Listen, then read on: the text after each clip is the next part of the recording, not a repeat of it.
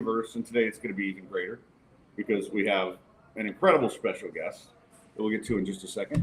But today we're live at Midtown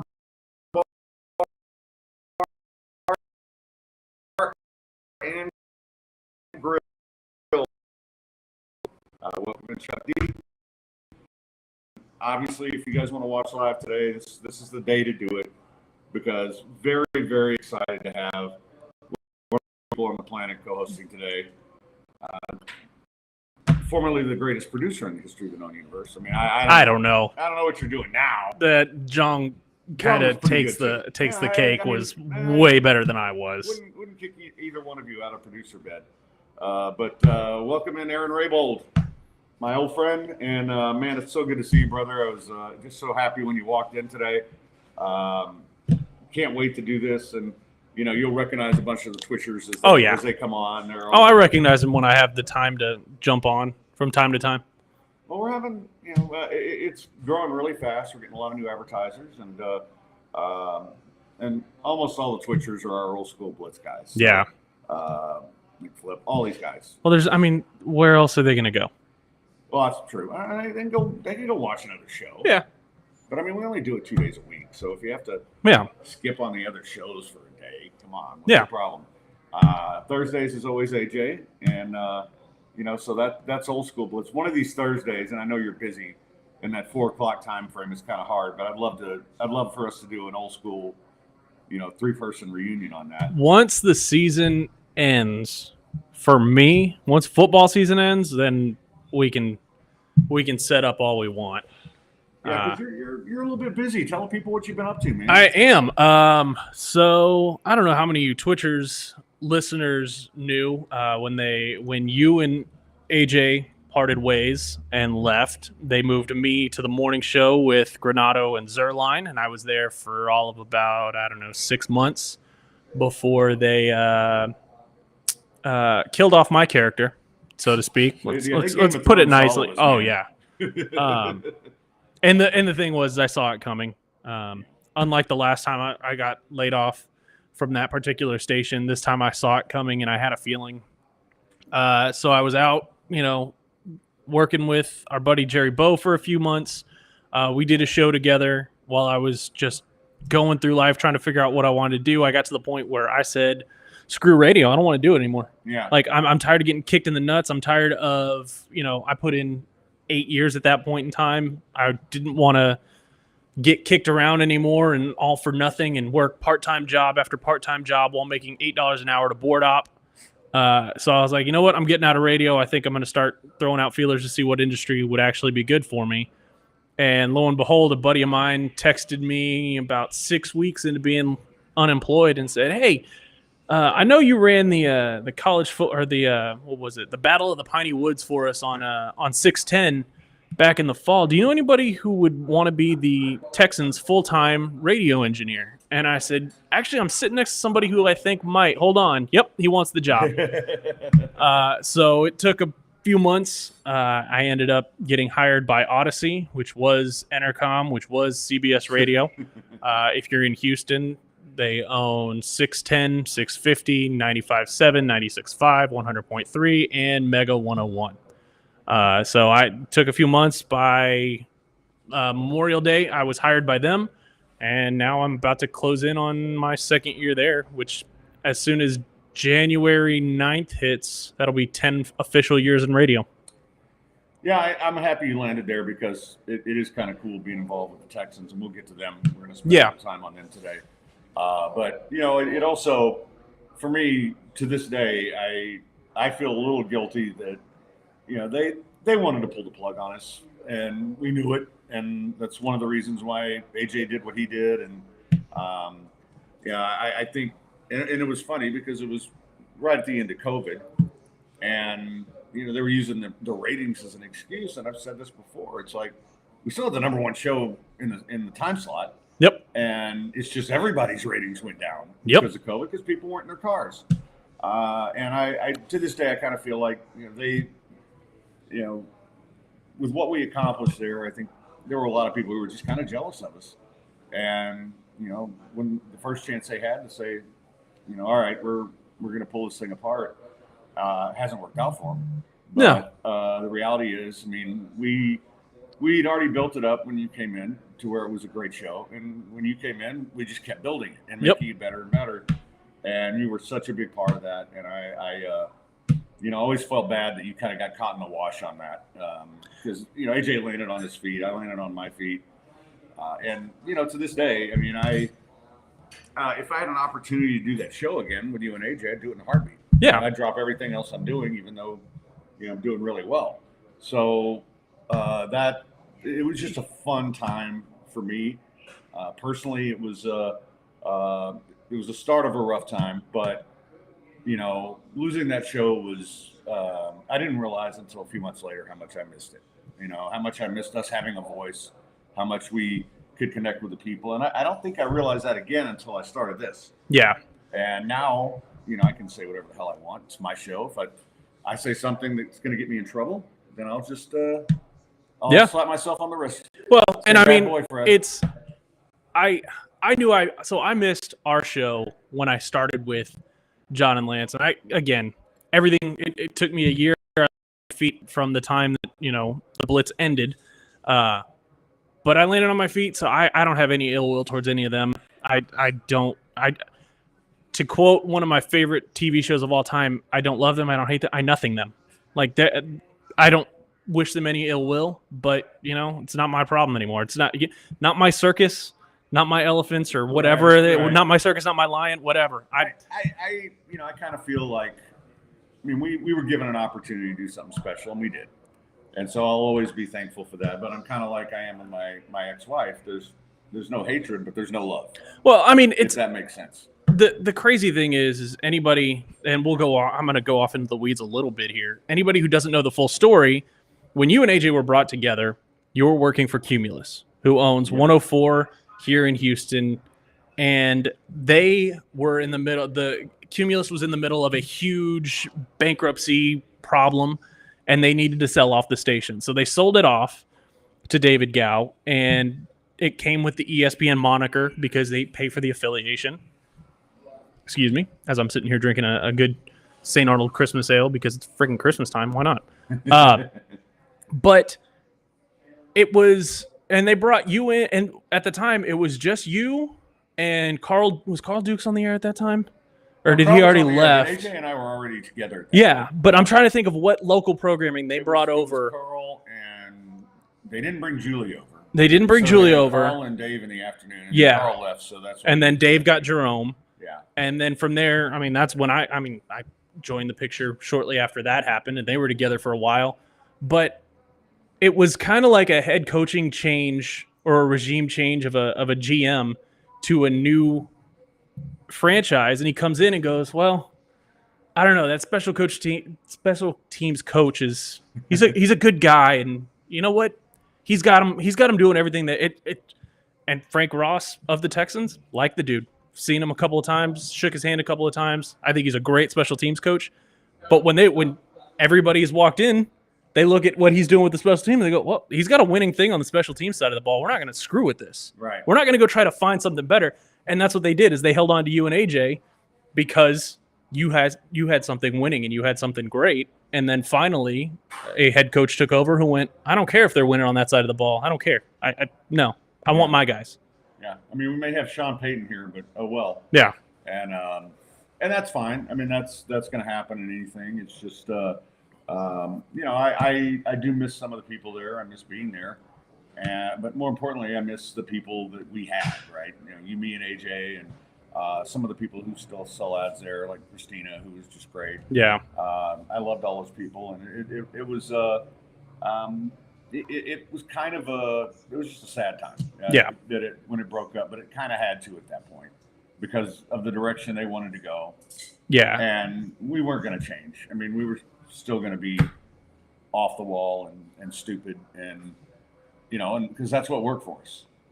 But then you're gone, Trey's gone. Told Dallas mention him, like all the people that we had fun with were just gone, and so it wasn't going to be, and it wasn't fun for me when I went to the national show. I mean, I really liked Greg, and he and I had a good show, and once he figured out that I was not going to be all sports all the time, we got along great. But it's just I can't do that, and I've had some other opportunities, and it's just it's not for me. I don't want to go and do. I mean, I like talking football, I like talking Texans, but during the summer, if I want to talk midget strippers, if I want to talk about the TV shows I've been watching, then I'm going to do it. Well, that's the best part about this thing. Yeah, you can do whatever you want. You can talk about whatever you want. Well, in the way I've kind of structured the show, and I think you've heard a few of them, so I'm expanding the network. I'm going to add a TV writing movie pod that I'll start off doing with a friend of mine and then turn it over to them. Yep. We're looking at a legal advice pod from Lawyer Dave. We're looking at a music podcast and just expanding the whole network. Yeah. And, and then I can pop on anything I want, right? And talk about anything, which I like. But, sports is always going to be the heart of it. And especially football, which, Thursdays, AJ and I, that's all we talk about pretty much is preview the NFL and college football and what bets we're going to make. Yep. Which, by the way, had a really good weekend on the NFL. We're in that super contest in Vegas. Yeah. And we're way down the list. We had a horrible start to the season. But, they do quarterly ones, right? Yeah. So the first week of the quarterly, we went 5-0, and then yesterday we went 4-1. Woo. So we're off to a good start. So there's a chance of the cash there. But in general, so yeah, and then what I try to do with the Monday show is usually we do sports for the first half. And then I have on one of my musician friends or comedian friends or writing friends and do part of what we're going to do on the other podcasts. And I will say last Monday, my friend Eva Elliott, who's just an amazing comedian. She's one of the funniest people you ever meet. Boy, she beat me up pretty good, and it was hilarious. So in a good way. I mean, because I was telling her about the funeral I had to go to and how when I walked out there were all these hot young women smiling at me. And I'm like, oh man, I really need to Will Ferrell this. I need to Wedding Crasher this, right? I need to go back inside. Say, oh no, they just wanted to help an old man to his car. I mean, yeah, thanks, Eva. She's probably right. That's not the joke I was gonna go with, but yeah, she probably writes a better joke than I do. Yeah, so she'll be here next week for the birthday party. If you're just joining us, birthday party will be here at Midtown Bar and Grill. We're gonna do the pod live from 5 to 6, and then we're gonna get into the birthday party. It'll be fun, and you guys can make fun of me. It's not a milestone yet. That comes next year, but it's creeping very close to a milestone. Yeah, we are. And I don't really like that because getting old sucks. I'm going to tell you. And especially, man, when I had the health problems over the last few months, I mean, I felt like I was 90. There were days where I'd get out of bed and I'm like, man, I can't live like this. Yeah. And finally got the neck fixed, and now I'm feeling pretty good and everything's cool. But, it's just getting old sucks. And I do miss even early 50s, I was still kind of a madman and still having a lot of fun. And now I'm like, oh, I got to walk 2 blocks to get over to the show, carrying this heavy-ass backpack. Oh, man. Are you becoming I'm staying inside and get off my lawn guy already? I don't really have a lawn. The figurative lawn? Yeah, I mean, I am becoming a lot more stay-at-home. Like, I don't really go out much at all. Like Friday nights, I go to karaoke at PJ's, which is best karaoke in the city, and there's a lot of other people in bands, and I mean it's really entertaining. It's not really karaoke. Yeah, it's entertainment, and it's like going to karaoke in Nashville when everybody sings, right? And everybody's a performer. So if you go in, and this is funny because some Nashville bars will have like $500 to the winner every Friday night, and then you have music students and professional singers and demo singers who show up, and they'll do it at the bar where all the drunk tourists are. And then walk out with $500 cash and go, all right, cool. That was a good night of work. Yeah, this is a lot of them don't get paid that much for a show. No. I mean, that's people don't realize how and even when we play, we don't get that kind of money. I got to split it with. I don't take anything. I give it all to the band, but it's not a lot of money. But the reality is, it's just and it's really cool. Every now and then you have somebody show up new. Like there was some kid who was on The Voice who showed up a few weeks ago, and I'm like, holy shit, I think I'm pretty good, but in that league. And then most Wednesday nights I go over to the Maple Leaf and play poker. But for the most part, I stay home, or I come over here, or I go to PJ's and just have a couple drinks where I can walk. And sometimes I take the dog over there. I'm kind of turning into boring old man. Yeah. As opposed to just old man. But anyway, but yeah, it's just sometimes like Saturday night, I stayed home all night. I thought about walking over to PJ's, and but I got home and I'm like, okay, I'm going to watch hockey. I start watching the Maple Leafs, and then I'm on the couch and I've had a couple drinks. I'm like, nah, not going anywhere. We're just going to sit here and watch TV all night. Boring. Oh, I did watch some pretty cool stuff, which I'll get to at some point. But anyway, yeah, that's a big change. I'm old and boring now. Yeah. As opposed to just old. It happens to us all. All right, let me tell Eventually. you guys about the Phoenix on Westheimer. I hope to be over there later this week. Now, I do go over there for lunch a lot and do business. Great place. Best soccer bar in the city, period. And Vu and his crew, they have fantastic food. And it's a Penn State bar, so if you want to go watch Penn State lose at basketball, Katie, when she was here, loved it because she saw that big Nittany lion on the window, and I'm like, yeah, it's a Penn State bar. And she's like, oh, well, I got to come. Of course, she's at school and actually going to the games. And, I get texts from her during football games sometimes. I was like, yeah, Michigan's kicking your ass. But Michigan's Penn State bar, they have terrific food. The service there is amazing. And Vu's always there. And like all the places I go, the owner's always there. So like Vu's always there. It's like Tommy's always here. PJ's always at PJ's. And you get to know them, and they're just good people, and it's the kind of place you want to hang out. So go check them out. Right now, you can watch. They've got all the Champions League early round games going on, and it's a great place to go for Premier League on the weekends because whatever team you support, whatever team you support, they've got them there. So go and check them out. All right, so let's get to. It's crazy. I've been there twice. But the first live radio show I ever had to produce, they were sponsored by the Phoenix on Westheimer. And it was, what was it called? Keeper Notes. It was all about women's soccer.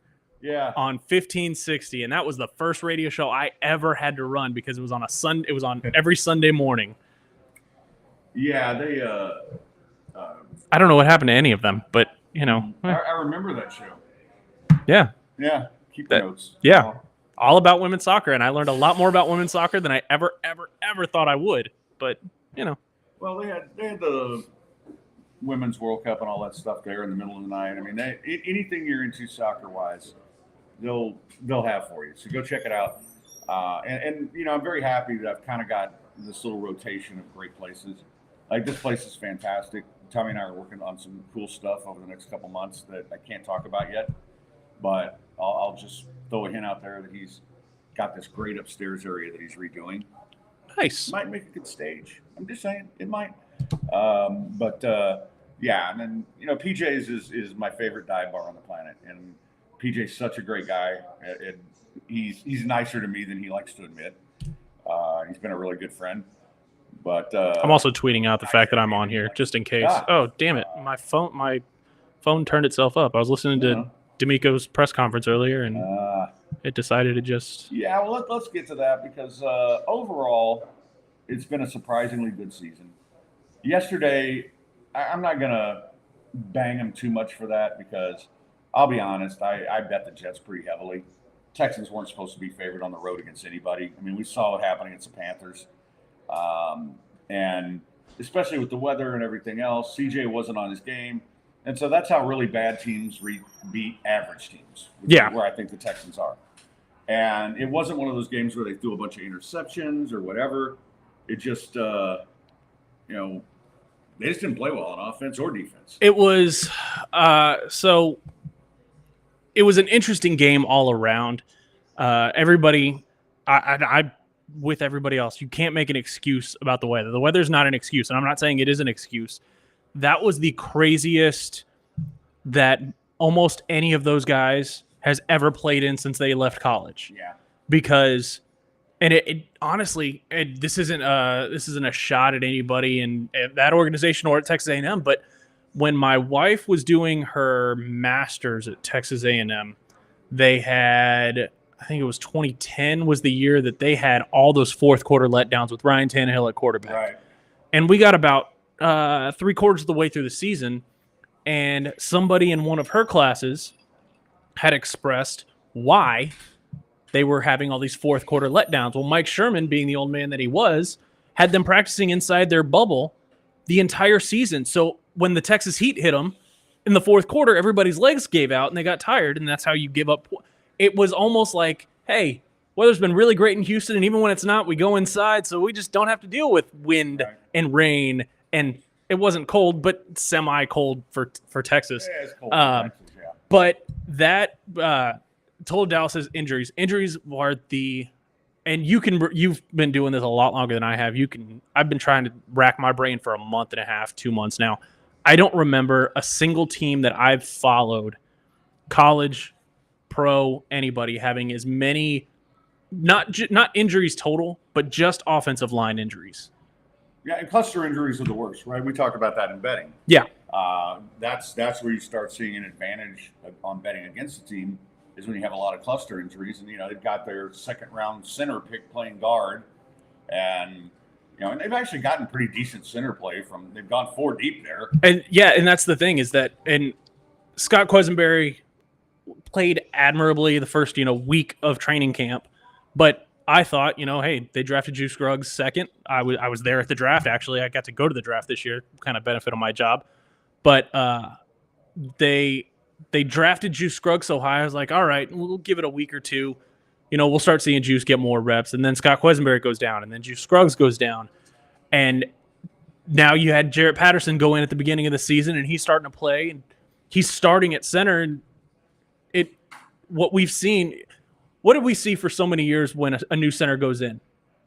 Center quarterback exchange, fumbles, all kinds of crazy miscommunication. Center's not calling out is not listening for the blitz call out, and is not picking up the right and announcing the right kind of protection packages. Between Jarrett and CJ, that wasn't happening. Right. For some reason, I don't know if they just, from the second that Juice walked in one day and was limping, and they went, well, fuck, you know what? We're just going to go sit in a room by ourselves and figure this thing out and get on the same page. Yeah.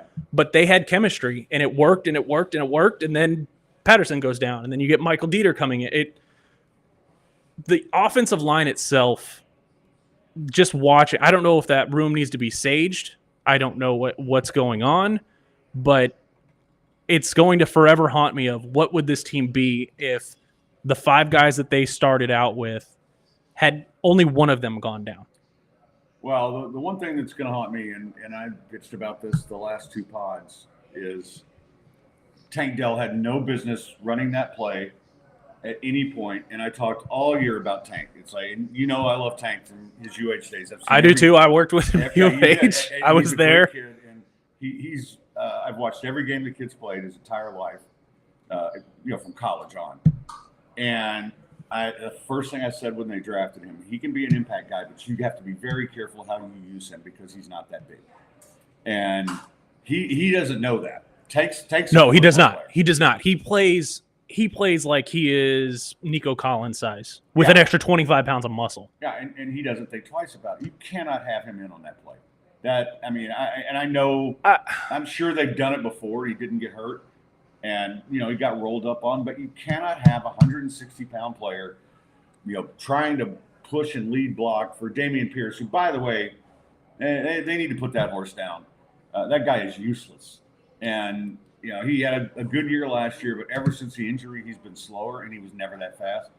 But Tank should not have been on that play. And whoever the position coach or the offensive coordinator, one of them, that's just irresponsible coaching, and it cost them an impact player, and they missed him yesterday.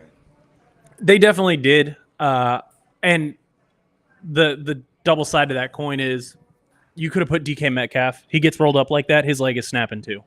I'm sorry. I know Tank is smaller than any wide receiver that we've seen at that level play that way, but you could put the biggest monster out there. You get rolled up like that, that leg is going to snap just the same. Because there's no reason for that. There's just absolute no reason to use him like that. And, yeah, it could have happened to anybody, but the fact that it happened to your 160-pound game-breaking receiver, that's worse. And, I get it. If you get rolled up on, but if he's not out there, you can't put him in a position to get rolled up on there. If he blows his knee out on an out route, okay. That's going to happen. It happened to UH. But that kind of stuff, that just, to this day, I'm still pissed. Yeah. I understand, and I try to, having been around, and to be fair, I work with the team. I don't directly collect a paycheck for the team, but I'm around those guys. I'm on the team flight. I'm in the hallways at NRG at least once a week, seeing those guys, saying hey to them and stuff like that. I'm not going to try to sit there and say that I know better than them, and I'm not going to sit there and say that, he did this wrong, because I don't know. I didn't sit in that booth. No, but I'll just say this, and I've dealt with this with a lot of people. I once had a Texans writer tell me, well, I can't really criticize them because they know better than I do. I'm like, well, the problem is, in anything, you get tunnel vision. Yeah. And that's where sometimes an outside voice can kind of make sense. And in this case, somebody, well, I mean, I don't know. I was screaming it from the rooftops when they drafted him. Just use him right. Just use him right. Don't overdo it. Let him run a punt back occasionally, but don't have him out there for every punt. I've never liked him being on punt return solely because it's such a high impact, hard collision position. And luckily it never went bad from that perspective. I love Tank. He's so freaking fast and so dynamic, and the way he moves, he gets through cracks like water. But at the same time, I watched 2021 Marcus Jones, and Marcus Jones was big but moved like Tank Dell. And there's a reason guys like that succeed so well at punt return. And a guy like Tank, I don't want him taking on a full-on car crash collision head-on ever at any chance like that. One thing he's always done well, and you know this from the UH days, is he doesn't take a lot of those collisions. But again, you have to. But on punt return, it's different. Well, you have to use him right. You have to use him on a punt return where he's got room. Yeah. You don't use him where he's standing at the 10-yard line. You use him on a punter who you've scouted that kicks it high but short. Right. And once he gets it on the run, he makes people miss. That's what he does. And so I would say one punt return a game would be good. But, again, you have to – and that's the thing about Jones with the Patriots. It's like as soon as he got drafted by the Patriots, it's like this guy's going to be a star because Belichick's going to know how to use him. Yeah, not anymore. He's had injury problems, but just Belichick. Everything's up there is turned to dust. When he's healthy and out there playing corner, they miss him when he's not on the field. They do. And he got the punt return for the touchdown his first year, which was cool to see. And I've always said this about UH is the difference between the 12-win team and last year's 8-win team was Marcus Jones. Difference between last year's 8-win team and this year's 4-win team was Tank. Yeah. It's that simple. Marcus Jones won 3 games for him. Everybody's going to argue with me and tell me I'm wrong, but sorry, Clayton Tune better in the pocket than Donovan Smith. He had more of a control of that system that Dana was running, and I don't hate Donovan Smith. I just don't think he's very good. I hope he gets better. Well, kind of stuck with him next year, especially looking at the transfer portal and not doing a damn thing. But the thing about Donovan Smith, he's one of those guys, really good athlete. Yeah. He's just not a football player. I mean, he's mini Kellen Mond is what he is. I mean, yeah. Because Mond was a great athlete who couldn't play football either. Yeah. You could be productive like that, But yeah, I mean, there was a lot that 2021 season when I was there doing U of H games that everything went right, and it was a perfect storm of Dana built the correct thing, but also I think he had a couple of lottery tickets that ended up cashing in really big, and that's how it went. That's what led to that success. That's what led to me being in Cincinnati with them for the AAC title game. Yeah. But guys like that, you see them succeed on that level, and a lot of them you looked at and went, they're going to be okay. But then Marcus Jones, Patriots do miss him. Tank Dell is a force on the field despite his size. And I'll never forget Marcus Jones returning that kickoff against SMU, yeah. Game, because as soon as they kicked the ball deep, I was actually on the phone with my brother. I was like, what the hell are they doing? And then, boom, he was gone. Well, we said it, I think, if I remember Kevin Eschenfelder's words verbatim was, there's no way they're going to kick this to Marcus Jones. And Ted Pardee looked at him on the air and said, well, yeah, you can't kick it to Marcus Jones. So we expected either just destroy the ball out of the back of the end zone or kick it out of bounds and take it at the 40 and let them deal with it. Yeah. Let Clayton Tune beat you. Don't let Marcus Jones have a chance to beat you. And then we saw that ball lofting in the air, and the four of us, because we have a spotter in the booth, and then Jeremy on the sideline, we all, like, our brains synced up. We didn't say a word to each other, but our brains were synced up of, oh, this could go real bad for them in a real big hurry. And, what was it, 8 seconds later? Yeah, and it was funny because once he got past that first line of defense, it was like, oh, God, they just did this. But back to the Texans, because I know you spent a lot of time around them. The two things, up until this week, I was really impressed by the progress that Will Anderson and Derek Stingley were finally making. And because Stingley's had the injuries too, and Anderson, you could see early the talent was there because he was always getting pressure on the quarterback. He was one of those almost guys. He was almost getting there. Yep. And then he started doing it, and then Stingley starts looking like the third pick in the draft. I'm like, okay, this is really going to help this defense. Now that wasn't there Sunday. That whole defense was awful. But I think between those two and CJ, I think they've gotten these draft picks right. And I wasn't a big CJ Stroud guy in college, and I've always said this, that all those Ohio State guys are first read guys. And because they don't have to be second read guys. Their first receiver is always 10 yards open.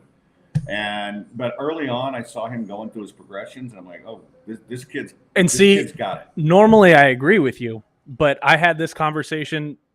I'll go into the detail of the story, but when you looked at what he did at Ohio State, yeah, his first guy was always there, but he also had 2 other superstars and CJ's the guy who likes to spread the ball around.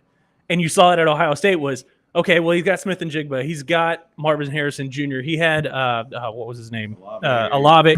He loved to spread that ball around. So, yeah, his first guy was always open, but even the first guy was always open, so was the second, so was the third. So he would just take his time and figure out, well, which one do I want to go to this time? And it happens in a flash, and he was really good with it. I liked CJ. So John Harris, Texan sideline reporter, he does a lot of great work. He is the biggest draft nerd I've ever seen in my life. I thought Lance was draft nerd. John is Lance on steroids. I love John, and I love I can randomly send him a name, and he'll tell me, oh, yeah, he did this, this, and this the last 2 years. I think he's going to go here. He and I got on the plane because we sat right in front of each other. I sat right in front of him. We sat in the last 2 rows of the plane. We get back on the plane in Indy. In the last row. I didn't put him anywhere. I don't plan that stuff. That was last year. This year we're in different seating arrangements. But last year, every single road game, the very last row was John Harris, and it's only a 1-seater on the window. And then the one that was in front of me was just me, and I had an empty seat next to me. So he and I would just, he would sit there and break down film and start writing his article, and then I'd turn around and start talking to him about something that I saw that I remembered from the game. But we both walked on that plane. We put our bags down in Indy before takeoff, and we looked at each other and said, I feel really good about this. If the Bears are going to take Bryce Young, I like CJ. Because we had been sharing film with each other, and every time we're just sitting there on a bus or something, he'll show me a highlight and be like, well, look at this here. Do this. And he did this earlier this year with Ewers, and when Ewers went off, the Alabama game, he's sitting there showing me highlights that he's already getting ready to make for a video, and he's like, watch this. And he's diagnosing it from the coach speak level because he coached the game and he played the game. And when they won that game last year, everybody else outside of basically that booth, that plane, that locker room went, son of a bitch. But for John Harris and I, we looked at each other and went, I like this setup. This actually is kind of nice because this is going to set up somebody to grab Bryce, and then you've got CJ, who is bigger. He's got the better arm. Let's just see what happens. You know what? And it wasn't that neither of us, thought Bryce Young was the truth. We both went, you end up with either one of these guys, I think if you get the right coach, you're going to be good. Yeah, I liked Bryce, and that's who I was hoping they would get, but I also think so much of it is situation, and the Texans have done a really good job of putting him in a good situation. By bringing in an offensive coordinator that runs a credible offense, and and he's adjusted to it. He's learned from it, so I like it. And the only reason I was happy when they drafted him is when all these idiots started talking about Will Levis going number 2. And I'm like, I watched almost every Kentucky game. That guy is a dog. He is not a good dog, not a DAWG dog. I said this earlier. I was at the draft. I was in Kansas City. I flew up there with 610 because we broadcasted the afternoon show from Kansas City before the draft. And so with that, we also got credentials to go. So I was sitting, I actually have video. I think I posted it, and I'll probably post it again here at the end of the season as just a marker. Of just, everybody remembers what happened, but they sat there and we watched them take Bryce. We all looked at each other and went, it's CJ. It's not a question. There's not a question that they're going to take CJ. The Will Anderson thing scared the living hell out of me. Not in a bad way, because the way, and here's a little bit of what you don't see on TV. You have a giant stage with the screen, the band, everything. The two sides of the stage, just like a concert, have giant screens on them. Right. Well, the giant screens on the side have the team who's up logo and their countdown clock. And they pick CJ. We look at each other. We're like, all right, we're done for the night. Let's go record a little video recapping the night's picks. Then let's go over to watch CJ's little Q&A with Drew Doherty. And then let's go grab a drink and call it a night. And we're walking by, and I grab Ron Hughley on the shoulder, and I said, hold up, because before anything was announced, even to the crowd there, the Cardinals logo, I'm looking at this TV. I don't know why. I'm just looking at that. I wasn't watching where I was going, but the Cardinals logo flashes to the Texans logo. And I was like, that's weird. They must have hit the back button on the little changer. And all of a sudden, it started counting down again. And I was like, okay, this is weird. So I was like, hey, guys, come here. And as soon as I said, come here, they couldn't hear me, of course, because there's crowd everywhere. It's loud. It's obnoxious. They come on the microphone and go, there's been a trade. The Houston Texans are now on the clock. And I looked at them and went, what the hell are we looking at here? And so then the three of us just sat there on our phones, just scrolling, trying to figure out okay, you moved up from 11 to 3. What did you give up? What are you doing? Who are you going after? Are you getting him a weapon? What are you doing? And then, of course, they go and grab Will Anderson, which earlier in the season, he's been an almost guy. I think he's a guy that's going to figure it out. And eventually start wreaking havoc. You see him on the run game. Right. He destroys the run game, and he's very good at that. I think as he puts on more weight and as he matures, because he's a young kid, as he matures, he's going to start wreaking havoc on tackles. I absolutely love that trade when they did it. And I thought he was the best player in the draft, and I think in the end he's going to turn out to be the best player in the draft. And if he's not, it might be CJ.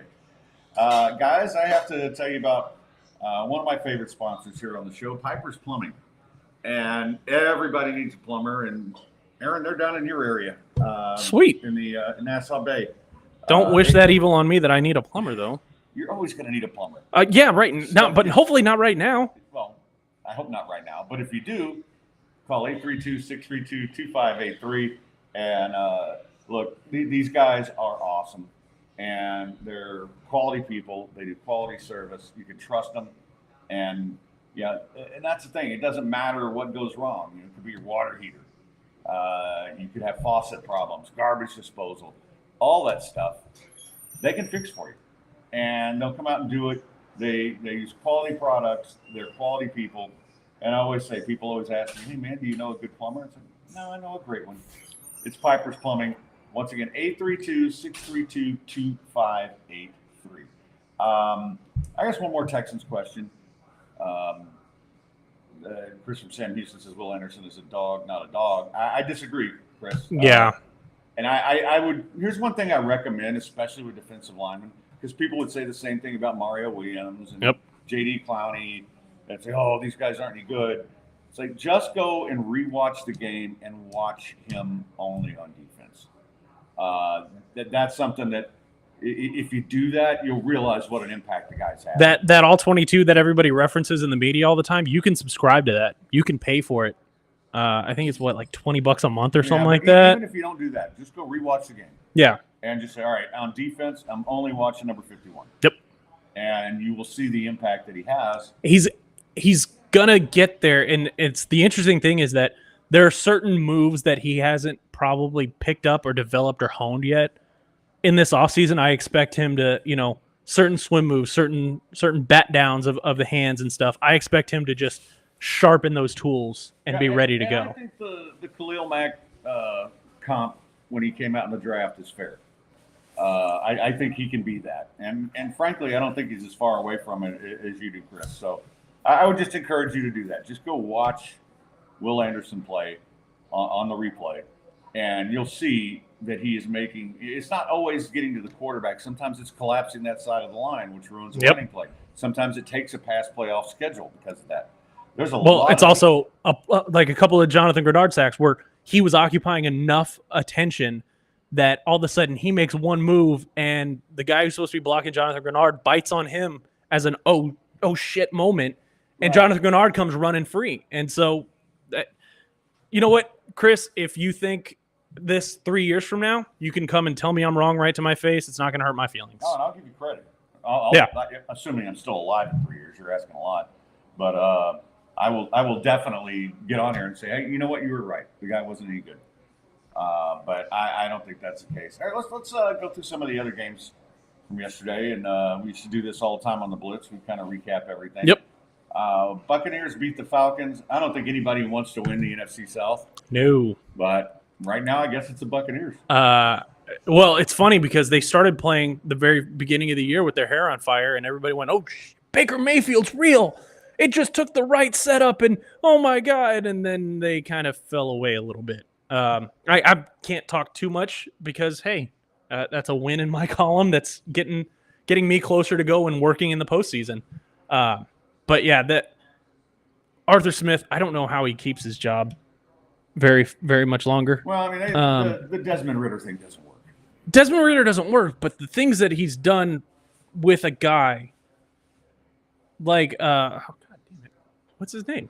Bijan Robinson. Yeah. The things he's done with him, I don't know how you hand that kind of a weapon to somebody and go, okay, I want you to use this weapon going in to fight that guy across the street, and he puts it in his back pocket and goes, screw this, I'm going to go bare knuckle with him. Yeah. Don't do that. Well, and I don't know. I object to them investing that much of a pick to get a running back, no matter how much I like Bijan. But if you do that, you better use him. And you know it's not going to last long, so take advantage of it. Bears beat the Lions. Are we starting to worry about the Lions now? I'm not worried about them so much, but a friend of mine said to me last night, Lions gonna Lions, which is what we say to each other about Aggie gonna Aggie. Yep. He was like, he goes, you know, the Lions.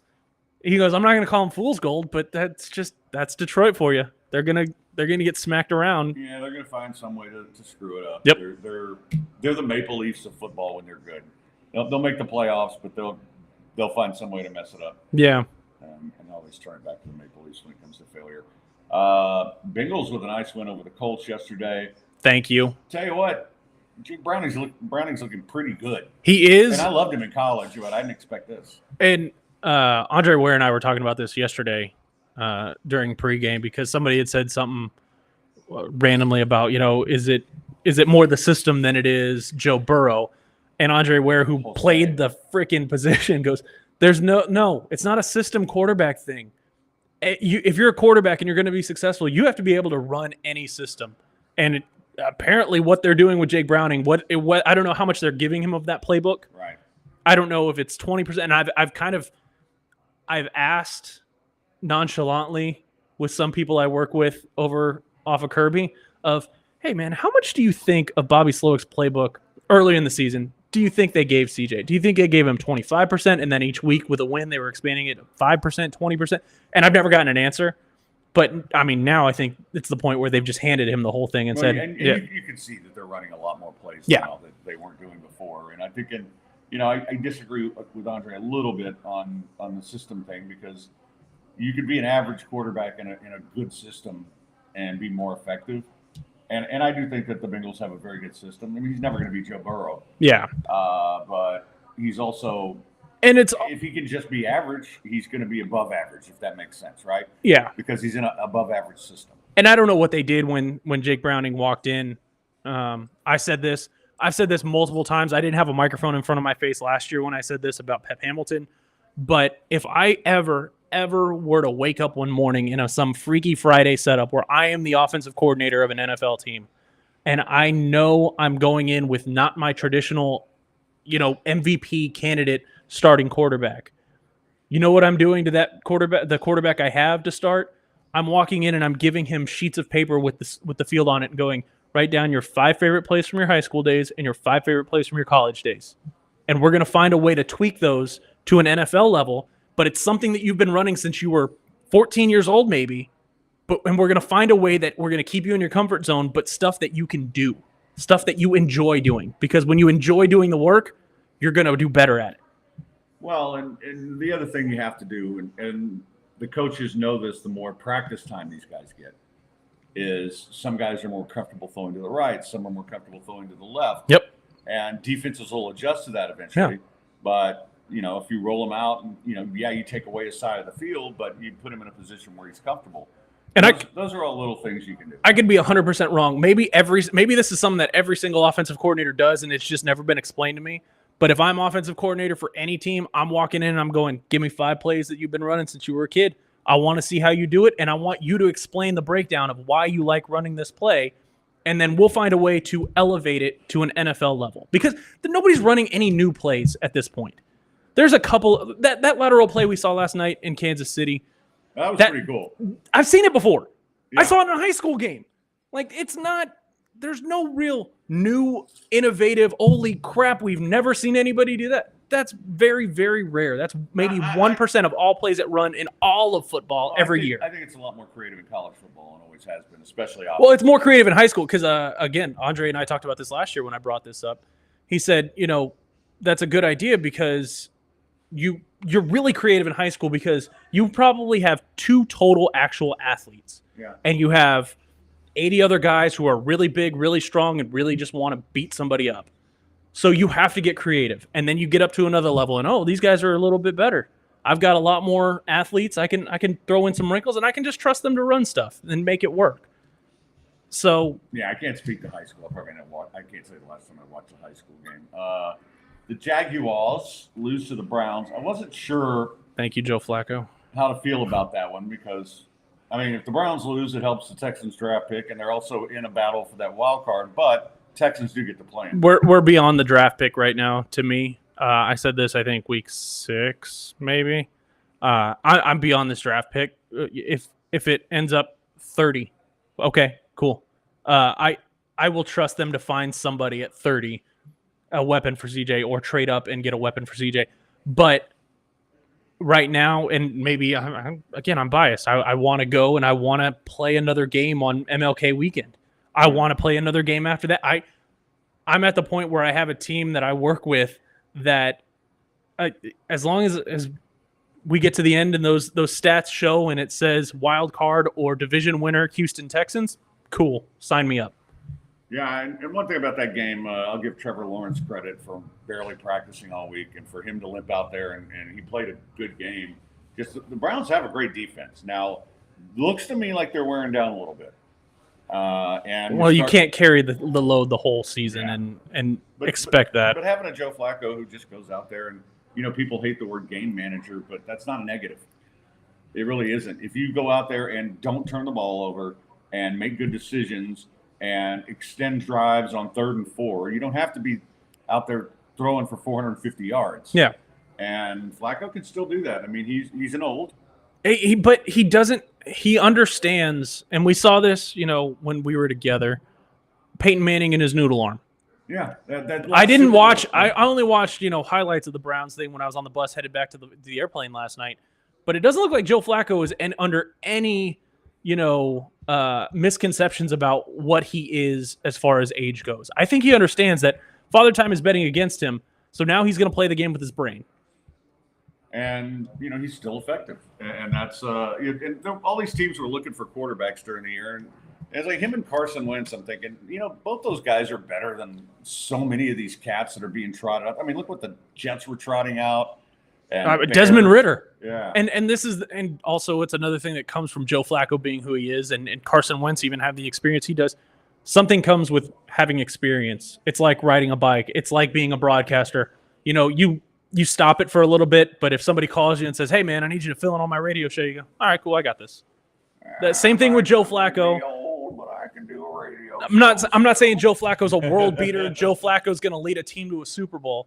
But if you find yourself in a pinch 4 weeks into the season and you need somebody who you think you have enough talent to get to the playoffs, unless you're just going to tank it down, which no coaching staff is going to do, you're going to sit there and go, you know what? Call somebody who's done it. Call somebody who's been in multiple schemes who, he's old, but he's a veteran. He can come in and he can take care of the ball. I'll take Grandpa Flacco over Davis Mills right now.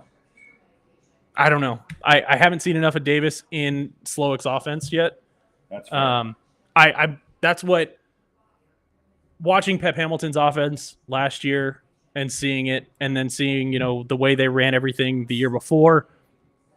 I think Davis Mills. I think he's going to be a serviceable backup, but I want to see what he can do in Bobby Slowick's office, and we might find out next week. I hope not. Yeah. I hope CJ's okay, not just for the football game factor, but I like CJ as a person. I really hope he seem like a good kid. I know you were around him a little bit.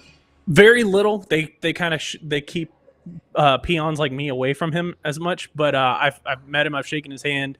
I've talked to him a little bit, and yeah, he's a good kid. I've got another story about Will Anderson I can tell a little bit later about him being a friggin' all-star kid, and John Mechie too, which is crazy.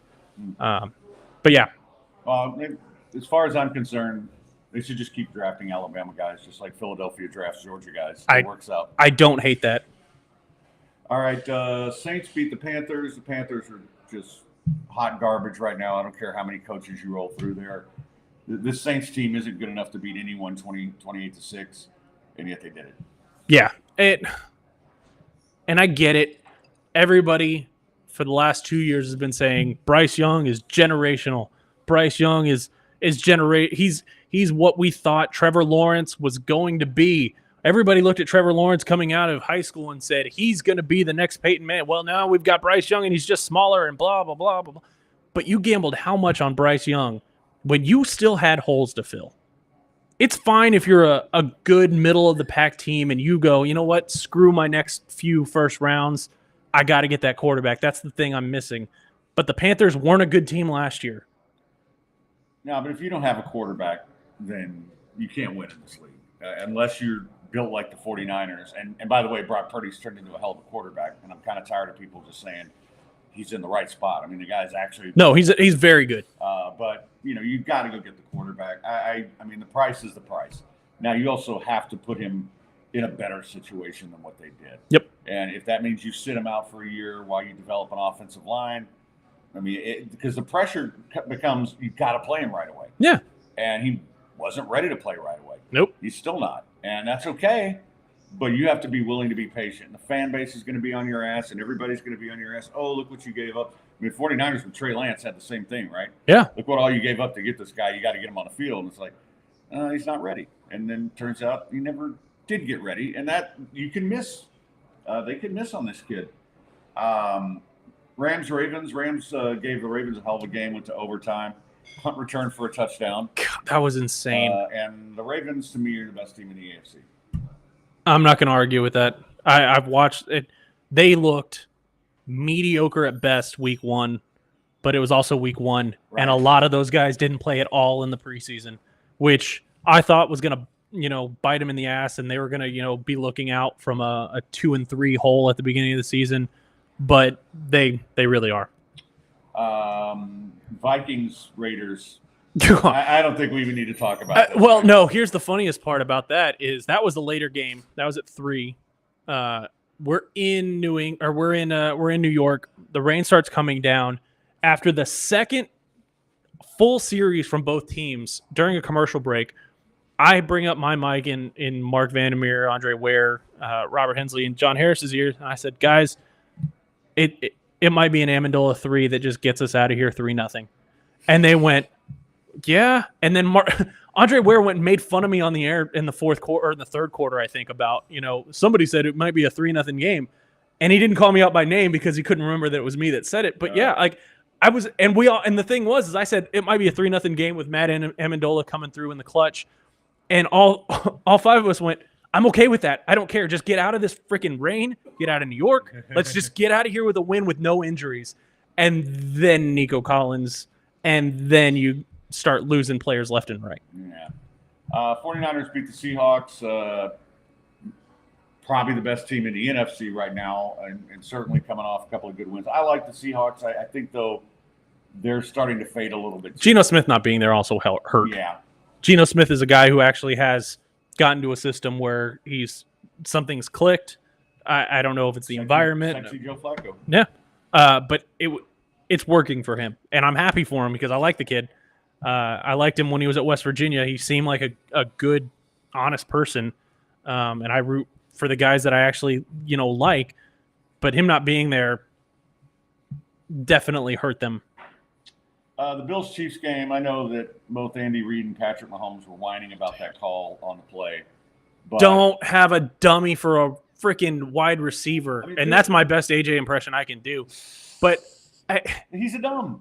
You don't line up. And this is the problem. And I've pointed this out, and I've asked this because I played in junior high. I wasn't good enough to play in high school. I wasn't good enough to play in college. But in junior high, in Pee-wees, the very first thing they teach you when you're a wide receiver is you get to the line and you look at the ref and you go, am I good? Kadarius Toney not once went up to the line and looked at the ref and went, am I good? Because pros still do it. You can watch every pro almost still do it and go up to the line, and it's just natural habit since you were 6 years old. Go up and go, hey, am I good? Okay, cool. If not, but guess what? They're bitching, and Patrick Mahomes, they never call an offsides by a wide receiver. Yes, they do when the wide receiver is so cocky that he goes and stands on the ball and doesn't have the ability to look at and goes, well, why didn't they warn him? Because he didn't ask for a warning. If you ask the refs, they will tell you. No, move back. Yes. Even close. So quit whining about it, guys. Just you're still a damn good team. Just you are, and I think you were just disappointed that Kadarius Toney actually made a play, sort of, on that, and it got ruined because of Kadarius Toney. But the Bills, that was a big win for them, and the Chiefs' offense isn't what it was, and I think that defensively they had a really good year. But the problem is they've got guys like Kadarius Toney who just not only can't hold on to the football, who can't run good routes. Yep. That Sky Moore route last week that turned into an interception, that was on him. I mean, it took a year, but now all of a sudden Tyreek Hill not being there, not drawing attention, not being able to just be that guy to make plays, which speaking of having just that guy, watching Garrett Wilson play, watching Sauce Gardner play, those two, holy crap. You didn't see it in Hard Knocks enough. Watching those two play, it's like watching aliens play the game sometimes with the stuff that they do. And you're like, there's no way. And then Sauce Gardner comes out of nowhere to break up the play, and he's 10 yards away when the ball goes in the air. Broncos go in and beat the Chargers. First off, the Chargers are a complete fraud. Justin Herbert is not that good. I mean, he got hurt. He did, but I mean, busted finger. He also has a losing record as a starting quarterback now, and they've got talent around him. So I'm kind of tired of the whole Justin Herbert is good thing. But the Broncos, one loss now, and it was to the Texans. That makes that win look a lot better last week. I agree. I mean, I don't want to sit there and grade wins and losses because everybody who is going to be in the chat or in the comments is going to go, yeah, well, what happened last night or what happened yesterday in East Rutherford, New Jersey? Yeah, I don't want to talk about that. That win against the Broncos looks really good, especially if the Broncos end up winning the AFC West because they're only one game behind the Chiefs. Yeah, and that's crazy to think. It's unbelievable that everybody looked at it first five. What they were 1-5, and everybody went, Sean Payton, you idiot. What you guys spent how much on Sean Payton? And then all of a sudden they turned it around. And I'm not a fan of Sean Payton as a guy. I don't care how bad Nathaniel Hackett is as an offensive coordinator or anything like that.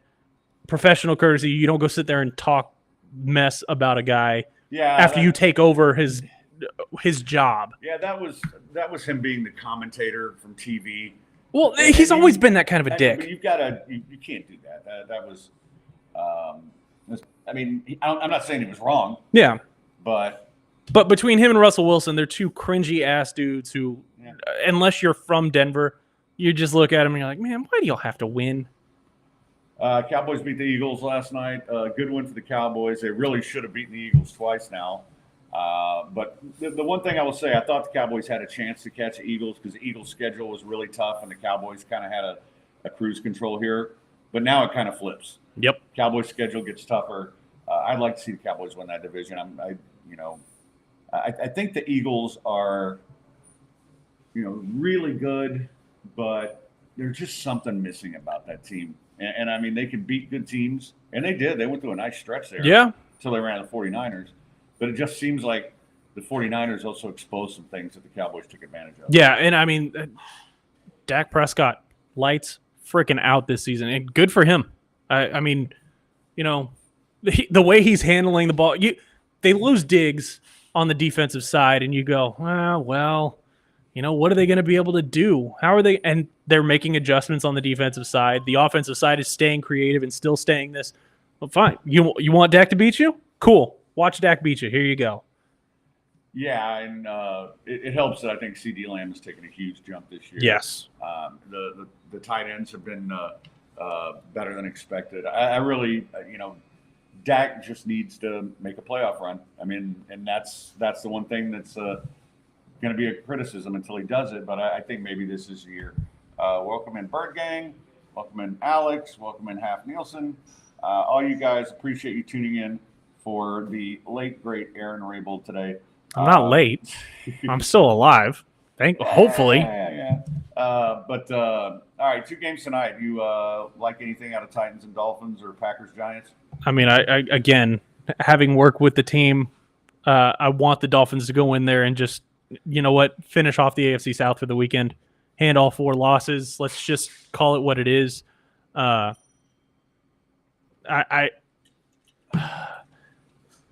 like Mike McDaniel too.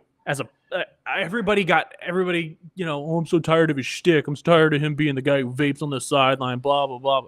I like him. I don't know why. I don't know if he's just kind of that goofy little nerd that everybody counted out, kind of like me. But I like the dude. I hate the Titans. I never liked the Titans, to be fair. I had gone to games in the Astrodome for the Oilers. Yeah. I watched Warren Moon play. I remember the first game my grandfather took me to, and for the rest of the freaking year, I was in my backyard, and I wasn't any other quarterback in the world. I was Warren Moon in my backyard throwing a ball against the fence, and I always didn't like the Titans. I hated the fact that the Addams family moved them, blah, blah, blah. And then it came, and it went dormant, and I was just kind of like, they're just a team. They're nothing to me. Until this time last year, actually it was Christmas Eve, we played on Christmas Eve, so the 23rd. I get to the stadium on road games. I go with the equipment team. I set up all my radio equipment the night before, so I just have less to do in the morning. So I can go out, enjoy my night, wake up at a decent time and not 4 a.m., 5 a.m. to go over and set everything up. I'm in Nissan Stadium in Nashville, and I used to live in Nashville, but never went to a game there. And I'm in my booth, and I flip the lights on. Excuse me. And I look across, and right across from me is Elvin Bethet's number retired. Yeah. And then next to him, and I'm looking at all these players that I looked up to as a kid and watched all of those, all those highlights as a child and read all those newspaper stats and everything. And it just set a fire in me like I've never had before. And I walked in that next morning with Mark and Andre, and I was like, I hope we destroy everything this city has. I don't care anymore. Screw this franchise. Screw these guys. I'm done. You don't get to keep my history of my childhood and then tell me, well, screw you. It belongs in Nashville now. No, it doesn't. Well, I love the city of Nashville. Don't get me wrong. I love Nashville. Yeah. I hate that franchise. I don't, I just don't care anymore. I mean, I have those memories. I was at the Dome. I saw Warren Moon and Haywood Jeffries and all those guys, and going back even farther than that, Ray Childress, and I have those memories in my head, and memories of my dad taking me to those games. I don't need to see their jerseys hanging there to remind me. No, I'm okay with it. It pisses me off, and actually, CJ or no CJ this Sunday, I want to walk in there, and especially with the Oiler uniforms on them, I want to leave those jerseys with so much freaking grass on them and not from celebrating. I'm so ready to walk in there and get a win and walk out and just go, ha, suck it. That's what you get, Amy. Yeah, I understand why people get upset about it. I just don't care. It doesn't bother me. But it belongs to the city. It doesn't belong to the franchise. Maybe. It does, because not one person. I lived in Nashville. Not one person I ever met who was born and raised in Nashville or anywhere in Tennessee went, "Oh yeah, I grew up watching this team," unless they're like 10 or 15 now or however long. I mean, no. Well, I'll give you this. I think the Dolphins are going to eat their souls tonight. I think they cover. The one thing about the Dolphins, man, they beat up weaklings, and they do a great job of it. Yep. When they play a good team, it's a different animal. But I think the Titans are weaklings. I think Will Levis goes out and throws some picks tonight. And kind of a side note, I have Tyreek Hill and the Dolphins defense in a 40-point lead, and the other guy's done on my 10-2 team. But wow, my quarterbacks who I've been rotating, Brock Purdy and Dak Prescott. Okay, yeah, So, that's.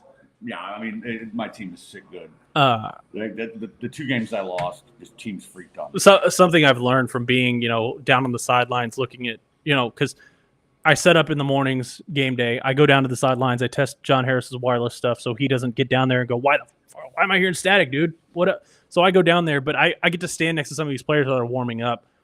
I stood about from here 10 yards from Tua last year in Miami. Holy crap. That dude from the waist down is a red oak trunk. He is so thick from like his thighs, his calves, everything. And I was like, dude, there's no way a guy like that can move. And we all they looked at me like, yeah, you can watch him. And what was it, 30-0 or 33? I have a friend who works for the family, says he's just the nicest guy in the world. You're never going to have to worry about him getting busted for getting massages and paying for rub and tugs. So anyway, all right, we're running out of time here. But Aaron, I hope we can do this again. I really appreciate you coming on, especially after traveling from New York. Oh, I tease it. Can I tell my Will Anderson story real quick? Oh yeah, tell your Will Anderson story. So, and I like this Alabama. I don't know if this is an Alabama thing because John Mechie has done it too. But training camp comes around. I met Will briefly, really quickly at the draft, as he's walking by with Texans PR handlers. But training camp comes around, out there broadcasting every day. They get done with practice, and usually a player comes over. Will comes over, and I'm an engineer. I sit there. I just keep my headphones on, and I kind of listen. They know I don't talk. Every player comes up and introduces themselves to John Lopez, Landry Locker, whoever they're going to be interviewing. They usually just kind of look at me like, oh, what's up? Will comes over after practice. I think this is week 2 of training camp, and shakes John's hand, who shakes Landry's hand, and then looks at me, and he holds out his hand. And I was kind of like shocked for a second. I was like, hey, man. He's like, hey, man, I'm Will. And I was like, yeah, I know who you are. You're the number 3 pick in the draft. And he goes, well, yeah, what's your name? I was like, I'm Aaron. He goes, Aaron, it's really good to meet you. He goes, are you having a good day? I said, yeah. He goes, it's kind of hot. I said, no, I'm fine. I said, we have a whole big old cooler of Gatorade right next to us. Do you want another Gatorade? He goes, no, I'm good. I had a bunch. We're good. But it's that kind of thing. And then he got up, took his headphones off after the interview. He goes, all right, guys. All right, see you later, Aaron. And I don't know if somebody had told him or whispered in his ear or whatever, like, hey, that's the guy who makes sure that your calls go out on the radio every week.